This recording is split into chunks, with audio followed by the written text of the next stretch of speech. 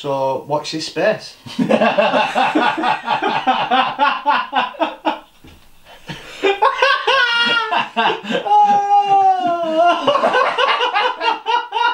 We can't do fucking anything.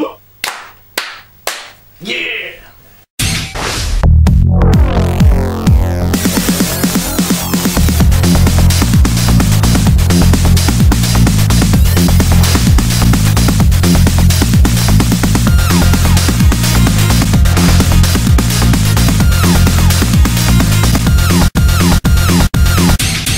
16-bit broadcast. Welcome to the 16-bit broadcast.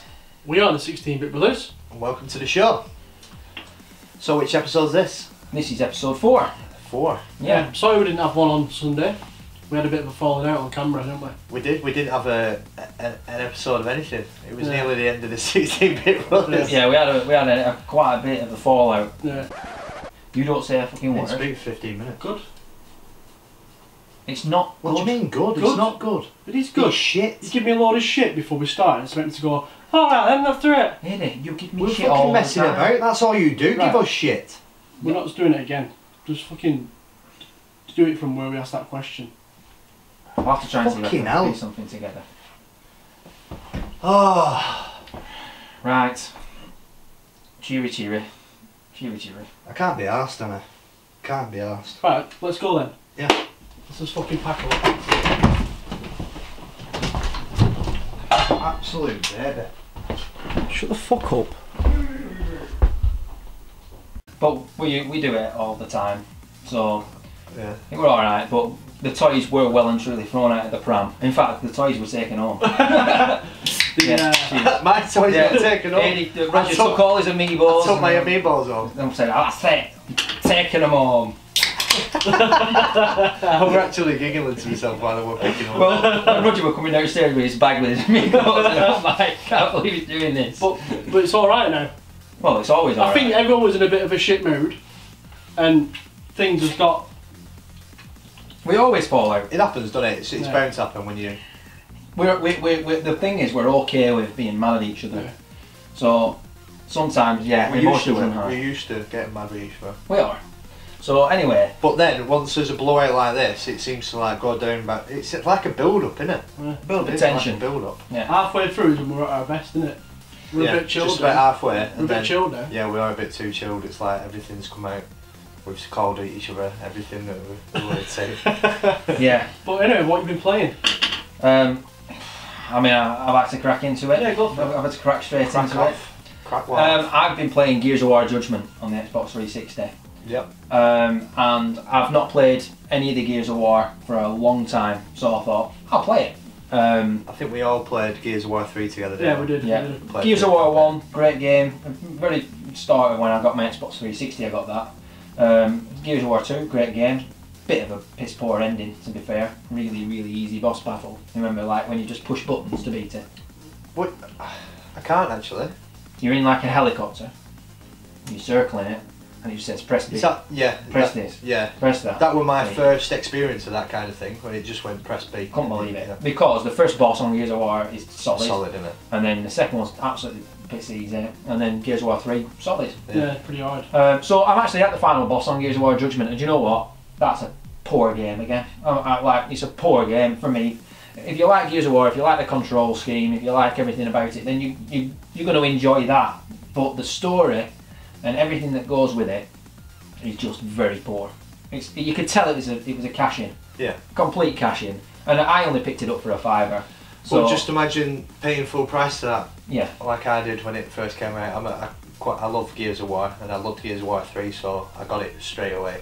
And I did enjoy it, but it was nothing. There's nothing to it. yeah. What annoyed me more than anything is time after time you start doing Horde. And that's a game mode online that you play with your friends. Yeah. And it just goes, right, okay, we'll do Horde. And that's where you get a load of people, a load of the enemies coming in. You've got to lay trip mines, you've got to lay this. And it's like, hang on a minute, I don't want to play Horde, I want to play through the campaign. And Although that was like one of the best things about Gears of War 3. it was, but you don't, that's something that you play online with your mates, you know, and you go wave after wave after wave and you see how far you can get. you know, it's not the same when it's just a couple of waves and then you go through a door, then you do another couple of waves. Yeah. When you're trying to get to the end of the game and it's just quite short as well, isn't it? Yeah, 7-8 hours. Yeah. I'm at the final boss, so I'll beat it. I can't even remember if I completed that. You did, because it showed me all your stats. Oh, right. Like in terms of how many you killed. Look. It shows me how many you killed compared to how many I killed. Yeah. Yeah. And how did you do? Obviously not very well. No. I didn't want to say anything, but I'm actually usually killing more people than you killed. But you probably paid it. I played it on normal, you're playing it on hard, so. Right, You played it on normal? I always play our games on normal. So that's more or less. I've just picked up a Batman game on the Wii. I just picked it up for £1 from a charity shop today. Yeah. Just started playing it with my little boy. It's based off the cartoon series. Yeah, it's a good series, that cartoon. Yeah. I remember it. It's a fantastic game. Absolutely brilliant. Like, we've played it for an hour tonight. What kind of game is it? It's like a side-scrolling beat 'em up with like platforming elements, and it's based off the cartoon. And there's a lot of cutscenes and stuff, but they don't take anything away from it. In fact, they very much add to it. Fantastic. So I'm looking forward to playing more of that. That's me. What about you, Roger? Mixture really, been playing Wind Waker on the Wii U. I think I started playing that about 6 months ago, and I really couldn't get into it. It always happens with Zelda games for me. They seem, I could compare them to a book. Do you know at the beginning of a book, you're kind of like, oh, this is me anyway. I'll start reading the book and I can't get into it straight away, and I need to push myself through that barrier to get into it, and then once I'm in, I'm hooked in. So I seem to have got to that stage with Wind Waker at the minute, and I'm really enjoying it. Yeah, that's good. I think it's ace. I think it looks amazing. I love the art style. I really think it. Because I'm not like a huge Zelda fan or anything, but from what I've heard, a lot of people didn't like the art style, and I think it was like a 50-50. Like, some people loved it, some people you love it or you hate it. Yeah. I've actually not beat the Wind Waker. I'm like halfway through. Right. Because I did exactly the same. I started playing it and I went. In fact, I've done it twice. Started playing, went away, started playing, and I've gone away again. But the games on the DS, the Spirit Tracks and the Phantom Hourglass, they're based off that kind of anime art style. But I love the sail in it and everything. I think it's just a really nice game. But apart from that, I've been playing a bit of Destiny still with Heyday. We've just bought Evolve. Yep. Me, you, Johnny. We haven't managed to play that much of it, but I've put about 10 hours into it. It's something completely different. I think I'm really enjoying it, and I don't know. It seems to just be that little bit different to anything It's very else hard. I've played It's a very before. difficult game, and I find myself not being able to like do any damage to the monster or anything. Even when I'm like assault class, I'm struggling to, because you need everyone working together. Yeah. And it's hard to find a team where you've got everyone pulling their weight pretty much. I think what we were doing wrong is me, you, and Johnny were playing And having against bots. and with some bots as well. But if you go online, people know what they're doing. Yeah. So it kind of helps that. So Evolve, and I also, on Johnny's recommendation, just downloaded Homeworld Remastered. Oh yeah. On Steam. It's a RTS. I think the original was 1999 or something like that. Probably everybody knows about it. Johnny knew a lot about it, loved the game and everything, so, and he couldn't recommend it enough, so I've gone for it.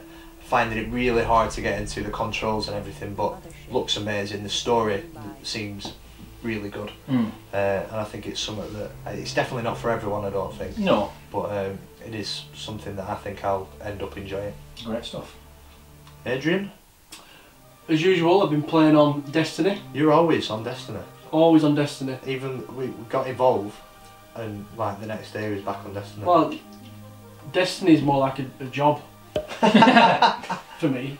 I've got to, as soon as it comes Tuesday, I've got to do the weeklies, do the nightfall strikes, then I've got to do the raids. I've got 3 characters now, and I've just got one up to level 20, so I just need to put my armour on that one. It's back up to level 30 then. So I'll have a 32 hunter, a 31 warlock, and a 31 hunter. So It's pretty special. Yeah, it's quite a lot compared to your level 26. I've got a 29. Titan. I've got a 29 actually. I've got a 29. But tonight we're playing on Crota's raid, and I'm doing it on hard. Got to the last bit, couldn't get a team good enough to do it. Everyone kept falling out. So I've still not beaten on hard yet. Have you not? No. I haven't done it. But I've also... I think that is definitely the best part about Destiny, I think. Yeah, the raids. The raids. Doing the raids. The Vault of Glass and the Crota's, whatever it's called. Crota's End, innit? Crota's End. The Dark Below. But when you get a good team together and you're going through that, I mean, you were there when we did the I Vault of loved Glass it. for the first time. Yeah. And that for me was another new experience. Very, very good, because it's... I think it's just a game within it, like a big game within a game. But the challenges and the mystery and everything behind it, what you've got to do to get past this. Well, when that we knew, fantastic. and we didn't have a clue what we were doing. No. You were like, run into them puddles of green. Yeah, but you have to try. And we were all just trying to, and there was platforming bits where you had to get down. And I mean, you always find out on YouTube and read up on how to do it, but hats off to people that just go in there. I mean, I think it would beat in like within 24 hours. I wouldn't have had a fucking clue for no, absolutely not. It definitely takes some skill to beat the Ball of Glass. Definitely. Yeah. So fair play. Other games I've been playing, what I've been playing? Evolve with Roger and You played Majora's Mask. Majora's Mask on the 3DS. And that really takes into the next section, doesn't it? Did you just do a segue? Segue. You can segue in this. Well done. I will buy Majora's Mask off you for £25 We had this discussion last week. Yeah. I'm not selling it. This is what started the argument. I'm not selling it, but I probably won't play it again. I put two and a bit hours into it, and I'm just like, I don't care. Don't care about it. Looks good, looks great. I'll buy it off you for £25. Is it not like what I said before though? No, it takes a while no, to... because it's... Imagine we're at Ocarina of Time. You're into that game, right? As soon as you start, you play it and you're into it. I'll buy it off you for £25. We're not selling it right now. We're not selling it tonight. We're not selling We're that. not selling it tonight. We are not doing that. So what do you want to talk about anyway, Eddie? The new 3DS that has just been released a couple of weeks ago, and basically me and Johnny went to the cinema one day, and before we went to the cinema, we went into game, and I was like tempted to get the Wind Waker like edition of it because it was Majora's Mask. Yeah, and the 3DS. Oh, you said Wind Waker. Majora's Mask. Oh, sorry. Right, you threw me then. Did I say Wind Waker or Majora's Mask? You said Wind Waker. I meant Majora's Mask. I apologise. I'm sorry. I apologise. But yeah, and they didn't have any XL 3DSs in, so I was like, well, why not? And then I've looked, and they sold out pretty much of quite quickly of them. And I looked, and they had the normal ones in, but I only want a large one. So the new feature on it is a little stick, the C stick. And the 3D's improved. It's got like this thing that follows. Yeah, they've stabilised the 3D on it, and they've put new processors in it.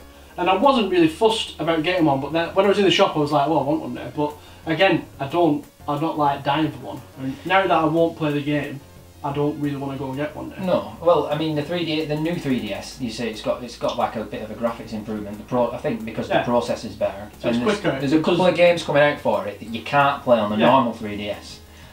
Which Monster is Hunter 4. Yeah, and what's it called now? I can't believe it's just completely. Has that come out, that Monster Hunter 4? Because it's smashed it, hasn't it? Yeah, it's come out. I don't get that game, mate. Monster What? Hunter. No. Well, I tried to play it on the Wii U, Monster Hunter 3. Yeah, we got the demo, didn't we? And we're like, Well, I got it with a free game with Mario Kart 8, and I got into it a little bit, but I don't get it. That's really going to do my head in now, though. But what's the game that's out for the Wii? It's an RPG, and it actually went a little bit rare. Xenoblade Chronicles. Yeah. That's what's coming out for the new 3DS on the 3DS, and it's basically a port of the Wii. But so it's the same game. Yeah, but your original 3DS won't be able to play it. Right. So people are a bit worried about the fact that they're going to stop making games for the 3DS, but that's not going to happen. They'll carry on making games. Like you said, Majora's Mask you can play on it. So yeah, the actual sales, it's been fantastic. Yeah. I had a little look actually, and I was shocked because I like to try and look at sales figures. Very interested in like how the Wii U's doing against everything and the 3DS. And apparently, Majora's Mask's already sold nearly 1 million copies. That's #1, isn't it? Sold more than anything. Yeah, but I think it just shot in 900,000 copies. That's worldwide, but that's obviously coupled with the fact that people are buying the new 3DS, so it's definitely done really well, and that's fantastic. That's great. And Nintendo released a statement saying they would like to release it when they released it in Japan, but they didn't have enough consoles to like sell in America and sell in Europe as well. So they only released it in Japan and Australia because they didn't have enough to meet worldwide That's demand. great. I mean, I won't be getting one I'm not interested in buying the new. When it first came out, I fancied it because I've only got the first one, the one that you've got. I've got the first one, but you know what is it? Like 5 years old? Probably. Yeah, probably. But, we're getting there now. Does yours wobble a bit? Do you know the screen at the top? It has a thing where it looks like it shouldn't go back anymore, but you can put it back. Right. But it does make it a bit wobbly. They probably sorted that problem out as well in the new one. But I don't mind. I love my Aqua Blue original 3DS. It doesn't bother me. I don't play it enough, really. Yeah, maybe if I got hold of an XL, I'd be like all over it. But I struggle with the normal ones because of the size, and it hurts my thumb. Do you know, playing because it's so close together, it hurts my thumb. So on XL's ones, I've got an XL. Don't play on it though. It feels better. Yeah. My hands hurt as well playing the normal one. Yeah. Because I've played Zelda and that's like you're holding that for don't a while. bother me. Well, you're a man, aren't you? A manly man. Something like that. Yeah. Speaking of men, Used to holding small things. men sometimes have children, and they are called sons. And the sons or daughters. If they've got 2 sons, they actually are called. They are brothers. Oh my god. Speaking of brothers, what a I want to segue. speak of a game that I've... Do you know what? I actually thought you were going to congratulate me on my girlfriend being pregnant. Yeah, I got a little bit emotional. Yeah, but I wanted to do that in a different video. Right, okay. Well, we've done it now. Look, that's the worst ever introduction. I thought you were going to go into it. Speaking of... No. Oh, I can't I teared up a little bit. I was like, oh my god, I can't believe you've done that. This is a big moment and you're actually going to talk about it again. I was going to mention it later. I was literally... I'm only joking. No, but... By the way, mate, your girlfriend's pregnant, yeah. So. No, come on now. No, carry on, talk about it again. It's going to be a daddy. Yeah, well, no, we need to have such a better announcement. No, that's fine. I like it like that. It's literally Roger's going to be a dad. We just established that. Yeah. So, and we're absolutely made up for him. Congratulations, Roger. He's going to be an absolute amazing father. Yes, I am. And I said that if he's never a dad, it would be a crime to humanity. So I do want to say congratulations to Rog. Thank you. Because he is going to be the best dad ever. Congratulations! Yeah. Thanks, Danny. No. You alright? No, I am, but honestly, I'm so chuffed when I find out that he was going to be a dad. Because tears. He's so good with my little boy, and everybody, like, he's every time there's somebody in the room, like children in the room. I look after Eddie all the time. Yeah, he looks after Eddie in the room, but they're attracted to Roger because he'll throw him about and like, you know, like he'll fight him, basically. He'll fight, yeah, and he knows how to do it. He's great with kids. Thanks. He's good at beating kids up. Making me feel a bit weird now. I know, but I just... Anyway, we're well over here now. So... Well done. Well done. So, I would like to talk... So, speaking of babies and speaking sons... of babies and sons and dads and mothers and brothers... I wanted to talk about a game that I recently played, and no other word that it blew my mind. And I was thinking about games where you've got absolutely no expectations whatsoever, and you go into the game and you've got no expectation of being impressed, or just play the game and it blows you away and you think, oh my lord, I wasn't expecting that. That was a great game. So yeah, basically the game is that you control 2 brothers all the way through the story to try and get medicine to heal the father who's sick. Like I say, I won't go into it. I don't want to give any spoilers away. But you control one brother with the left action, with the left trigger and the stick, and you control another brother with the other. What kind of game is it? Is it platforming? Is it open world? Is it what? It's open world. I think like it's kind of like Fable, a little bit like Fable, but there's no action whatsoever in terms of like any combat for the most part. It's like a fairy tale kind of land, but there's no speaking in it, no dialogue whatsoever. Just kind of like their own kind of language, and it's just I can't really explain what it's like. But it's so simplistic in the way it's controlled.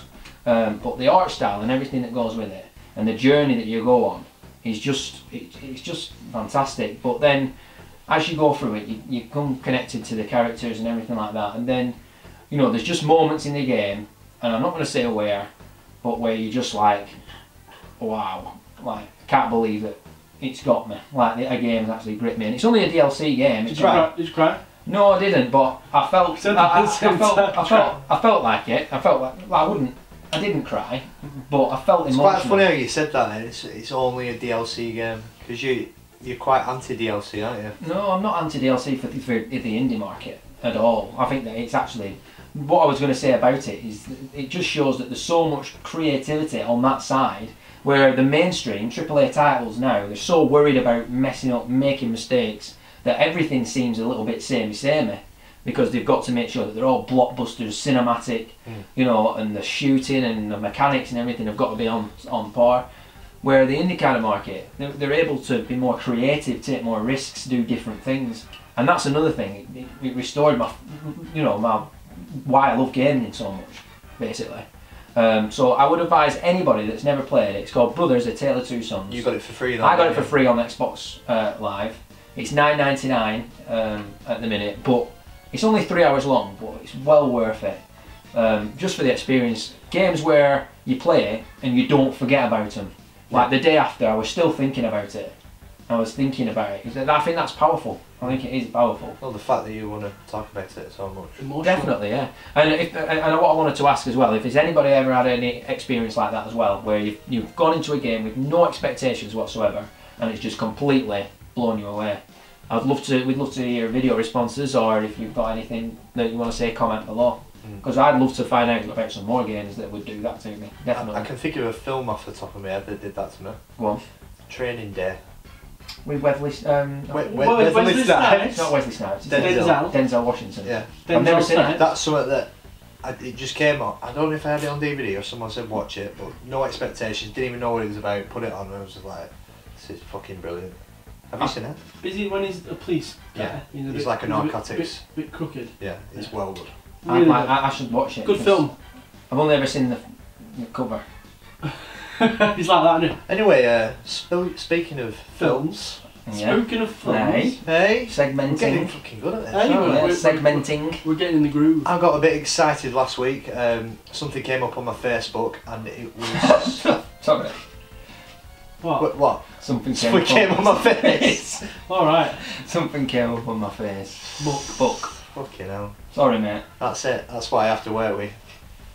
That's my section ruined. I don't even want to talk about it anymore, to be honest. Go for it. Good night. Anyway, something came on my face and it was an announcement that Neil Blomkamp has been given the rights to do Alien, the next Alien film, pretty much. Neil Blomkamp is the guy that did District 9. He's got a new movie coming out called Chappie. He did Elysium as well with Matt Damon. I've never seen that one. Matt Damon! I didn't really like that. But something I do love about Neil Blomkamp is he seems to, especially in District 9, the aliens, I felt really attached to them. He brings like a humanness to his animals and his creatures, and it seems like this Chappie is a lot like Short Circuit, and Stephanie. you know he can really, I don't know, he makes you feel uneasy about, I don't know, I can't explain it really. District 9 makes me I love District 9. Yeah. I think I love the main protagonist in it. Yeah. I think he's I know it's not a funny film, but it is funny in parts. Yeah. I think, and I just like how he's always like stressed out all the time. Yeah. So. But I absolutely love the first two Alien films. Yeah. I didn't really mind I like the third. 3. It's alright. 4, not so keen on. Alien Resurrection. I don't think I've seen it. I liked it. The thing is with that, I can watch films like that even though I don't like them, but there's nothing on the first two. Not 3 and 4 isn't anything. And then obviously you've got Aliens versus Predator. Again, I can watch it. Yeah. But it's Started going a bit silly then, didn't it? yeah. Resurrection's got the guy who played Hellboy in it. Yeah. The big guy. Yeah. Yeah. So I'm not sure when it's going to be set. He said he wants to carry on from Alien. I don't think he's going to get rid of 3 and 4 or anything like that, but he wants to do it after 2. Sigourney Weaver's going to be in it. He's just worked with her on Chappie. Well, that's going to be difficult, isn't it? Yeah. If he wants to do it between 2 and 3, and Sigourney Weaver's now 20 years older. Yeah, exactly. So this is the first time I've really got involved in something like this, like looking into it, and all the fans going, how are they going to do this, and people going mad about it. Well, Alien fans apparently are absolute fanatics. Yeah. They like their... Yeah, I'm nowhere near like that, but Alien 2 is definitely in my top 3 favourite films ever. I absolutely love it. Yeah. But Neil, I keep saying his name, Neil Blomkamp. Yeah. He released some concept art on it. Maybe you can show it, Dana, in the thingy, but it looked really good. Yeah. Really Okay. good. We'll give it a look. Get away from her, you bitch! Right, so that's the end of our 4th broadcast. I can't believe we're in our 4th broadcast already. It's cracking on. Yeah. So we just filmed Nostalgia Nights tonight, which should be out next week as you see in this. So watch this space. Oh, speaking of space, what about Spock? What a shame, man. Legend. Absolute legend. Good time to end it, really, isn't there? Yeah. Well, this has been the 16-bit broadcast. We have been the 16-bit Brothers. Live long and prosper.